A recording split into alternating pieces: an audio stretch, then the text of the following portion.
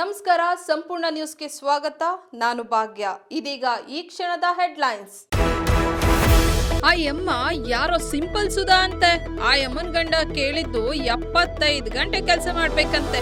12 ಗಂಟೆ ಕೆಲಸ ಮಾಡಕ್ ನಾವೇನ್ ಪ್ರಾಣಿಗಳ ಎಂದು ಬಿಕೆ ಹರಿಪ್ರಸಾದ್ ಕಿಡಿ.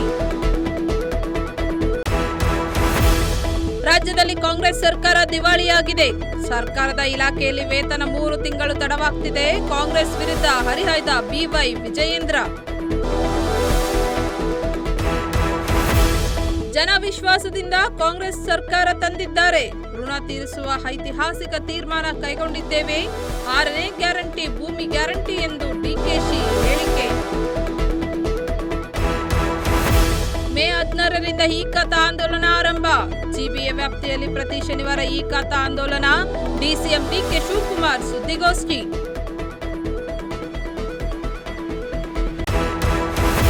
ಅಂತಾರಾಷ್ಟ್ರೀಯ ಕಾರ್ಮಿಕ ದಿನಾಚರಣೆ ಹಿನ್ನೆಲೆ ಪೌರ ಕಾರ್ಮಿಕರಿಗೆ ಅಭಿನಂದನೆ ಗೌರವ ಸಮರ್ಪಣೆ. ಬಸವನಗುಡಿ ಸರ್ಕಲ್ನಲ್ಲಿ ಕಾರ್ಯಕ್ರಮ ಆಯೋಜನೆ. ಇದಾಗಿತ್ತು ಈ ಕ್ಷಣದ ಹೆಡ್ಲೈನ್ಸ್. ನಿರಂತರ ಸುದ್ದಿಗಾಗಿ ನೋಡ್ತಾ ಇರಿ ಸಂಪೂರ್ಣ ನ್ಯೂಸ್. ಇದು ನೊಂದವರ ಧ್ವನಿ. ಸಂಪೂರ್ಣ ನ್ಯೂಸ್, ಇದು ನೊಂದವರ ಧ್ವನಿ.